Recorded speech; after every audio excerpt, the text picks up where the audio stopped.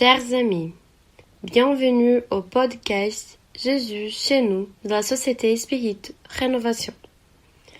Lors de cette rencontre, nous lirons le chapitre 7 du livre Chemin, Vérité et Vie de l'Esprit Emmanuel, psychographié par les médiums Chico Xavier. Après la lecture, nous ferons un bref commentaire, puis nous terminerons par une prière. Dans chaque épisode, un chapitre, suivant la séquence du chapitre du livre. Chapitre 7. Tout à nouveau. Si donc quelqu'un est dans le Christ, il est devenu une nouvelle créature. Ce qui était devenu vieux est passé, et tout est devenu nouveau. Paul, Corinthiens, chapitre 5, verset 17.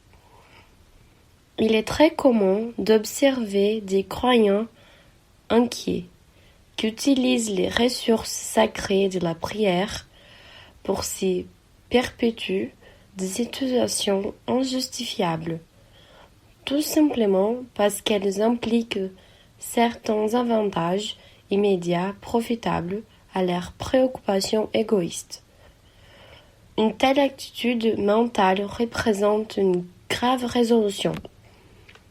Le Christ a enseigné la patience et la tolérance, mais il n'a jamais préconisé que ses disciples se mettent d'accord avec les erreurs qu'afflige le monde.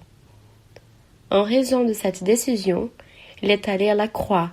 Il a légué son dernier témoignage de non-violence, mais aussi de insoumission aux ténèbres où s'y complaît la majorité des créatures. Que les croyants ne se trompent pas concernant les chemins qu'il lui appartient de suivre. En le Christ, tout doit être rénové. Le passé délictueux disparaîtra. Les situations de doute cesseront. Les vieilles cogitations de l'homme charnel laisseront place à une nouvelle vie en tant qu'esprit où tout est une saine reconstruction pour l'avenir éternel. Faire valoir le nom de Jésus pour persévérer dans de vieilles erreurs, c'est un contresens.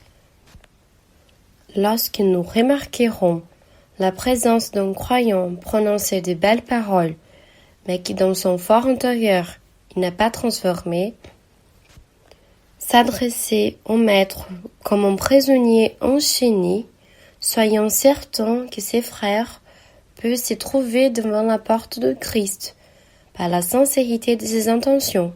Néanmoins, il n'a pas encore réussi à pénétrer dans les sanctuaires de son amour.